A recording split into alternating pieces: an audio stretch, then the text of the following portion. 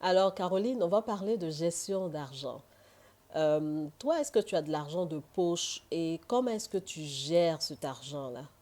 Oui, bien sûr, j'ai de l'argent de poche. J'ai 30 000 par mois et je dois gérer le transport, la nourriture et mes besoins. Donc, Ok, c'est comme ça. ok. Et en fonction de ça, comment est-ce que tu prends tes décisions d'achat? Bon, je regarde mon besoin le plus important et je fonctionne si j'ai quelque chose à acheter qui m'importe vraiment, je commence par là et ensuite viennent les autres. Ok, tu privilégies les urgences Oui. par rapport. Ok. C'est quoi ton attitude envers l'épargne et les économies? Bon, pour moi, l'épargne, on doit se donner, par exemple, une année, on décide de cotiser, on décide de garder de l'argent pour les imprévus. Mais on ne touche pas à ça. Maintenant, l'économie, euh, si on a un besoin pressant, on n'a pas assez d'argent sur soi, on peut prendre là-bas. Ah ben, ok. Alors, la deuxième partie, euh, Viviane va nous donner son point de vue par rapport aux questions auxquelles Caroline a répondu.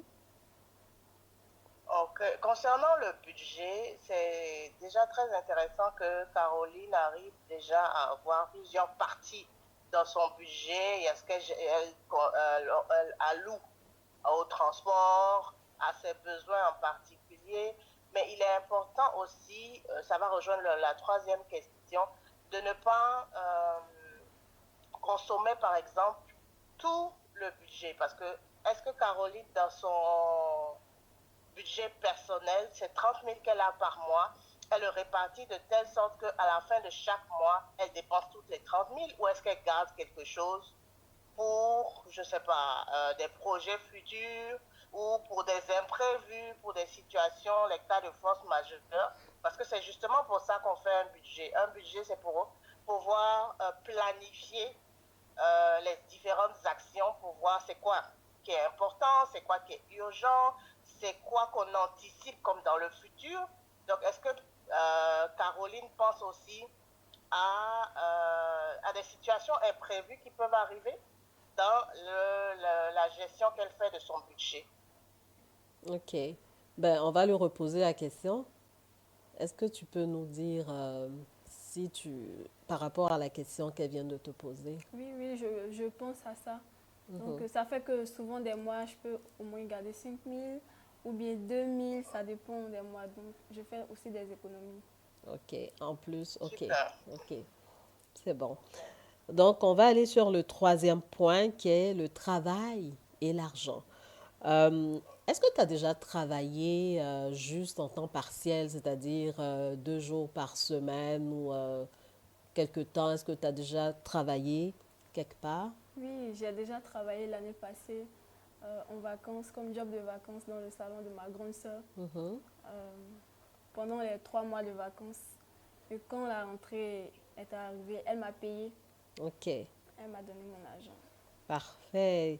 Il y avait une deuxième question qui allait avec, mais je pense qu'on va passer au travers.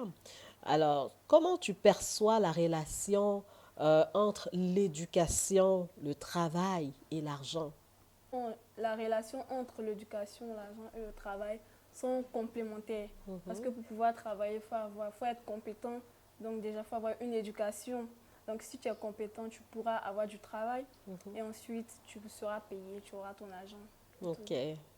Donc, Les trois se les trois complètent. vont Oui. ensemble. OK.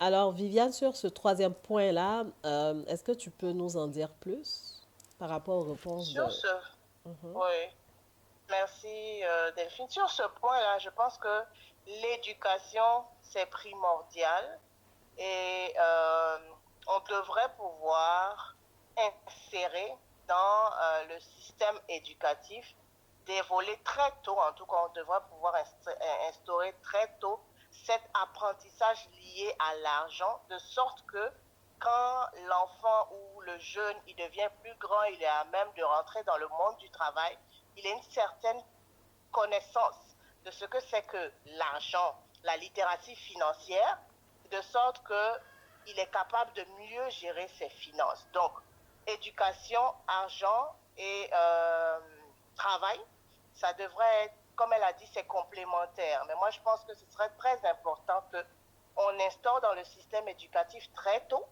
les questions liées à l'argent pour faire comprendre aux jeunes, pour faire comprendre aux enfants, c'est quoi la littératie financière, c'est quoi les bases, c'est quoi le système qu'il y a autour de l'argent, comment ça fonctionne, pour qu'ils comprennent que c'est pas juste, comme elle a dit au début, c'est pas juste le billet là, mais c'est tout un système qui est derrière, qui répond à certaines règles. Et une fois que les jeunes ont compris ça, je pense que quand ils sont plus grands, quand ils arrivent dans le domaine du monde du travail, ils sont plus outillés à pouvoir utiliser cet argent-là à bon escient.